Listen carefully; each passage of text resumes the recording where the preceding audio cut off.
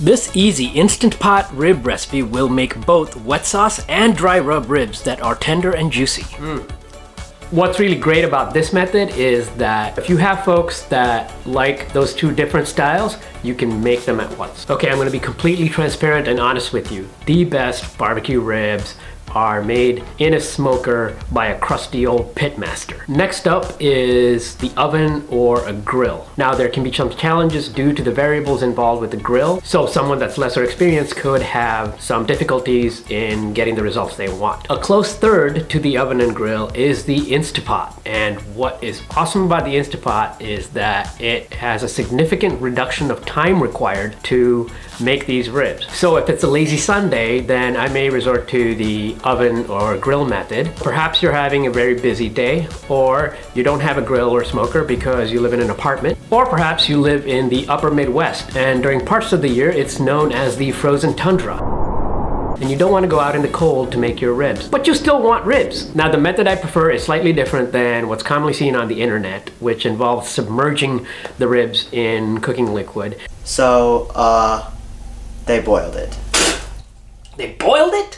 For the purposes of this video, I wanted to show you how to do two styles of ribs. One being a wet sauced finish and the other being a dry rub. Let's first look at our rack. This really depends on the butcher that you get your ribs from, but there's going to be some silver skin in the back, which is very chewy, plasticky. You don't want to deal with that. The step would be to peel it off before you start cooking. The butcher that I got this from, the silver skin has already been peeled off, but let's pretend that it is there and you want it off. If you just want to skip the step altogether, you can leave the silver skin on. However, if you did want to, imagine the silver skin here, just kind of cut in a little bit. And once you get that peel off, grab the silver skin like this and just start peeling it off. I'm going to cut this rack in half. We're gonna make this one the wet sauce and we're gonna make this one the dry rub. This is fairly moist. It's gonna take on our rub. However, if it's drier, what you can do is add a little bit of neutral oil. I use the canola oil, and then add the rub. Now I'm using my favorite barbecue rub here, the Red Wolf barbecue rub. Get a little bit bottom here. The sides here, you kind of go like this, just so that you get those edges with flavor.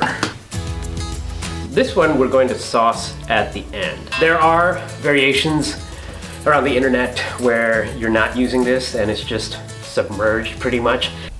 Seems to me they boiled it. We're just using enough liquid to generate steam to activate the pressure cooking and also infuse the ribs with flavor. So this is why we're using this rack that came with the Instant Pot.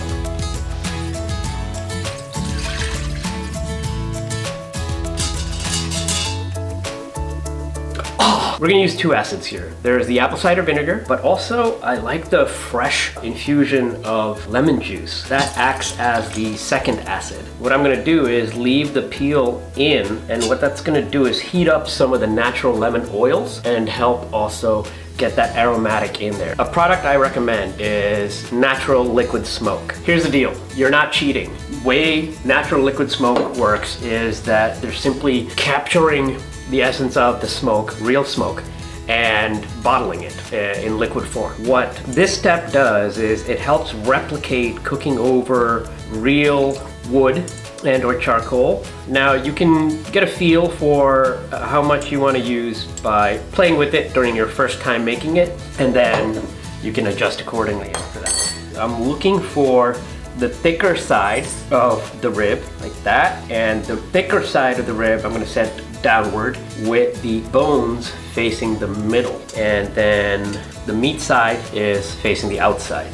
Now I'm going to take my one with the rub. Okay, so now you can see here the liquid is just underneath the ribs, and it's going to basically pressure cook instead of bubbling and just cooking submerged in water. They boiled it? What I'm gonna do is once I put this on and lock it, I'm gonna put it into sealing mode, so it's going to help pressurize. Okay, and I go like this, pick pressure cook. The setting here, you can see it's on high, And what I'm doing is 30 minutes, and then that's it. And then we play the waiting game. My law firm at Woodruff & Burns have told me to tell you that you should wear a heat glove or a baking mitt when doing this. What we're gonna do here is release the pressure.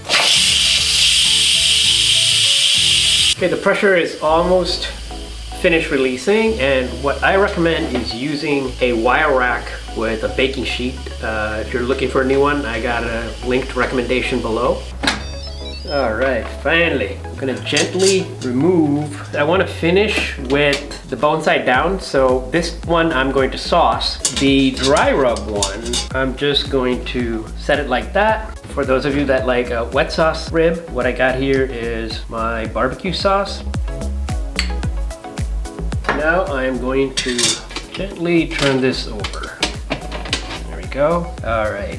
Now everything comes down to personal preference, but if you like the flavor of the sauce to really be on there, and so we want the sauce to cook down a little bit and get thicker and nice and sticky. You can see here I was able to do both a wet sauce glaze and a dry rub where the spice bark doesn't get washed away. I am going to add just a touch of oil, give it a gentle rub here. You don't have to do this as an optional step. The oil is going to help give a nice little bit of moisture to the meat and help make it taste better.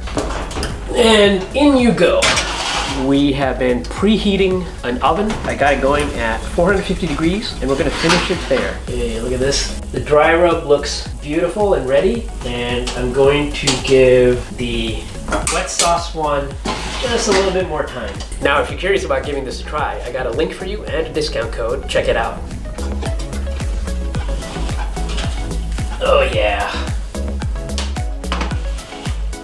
Now we're gonna get to the cutting, my favorite part. I'm gonna take this, give this a try here. It's tender but not overly soft, and you really get that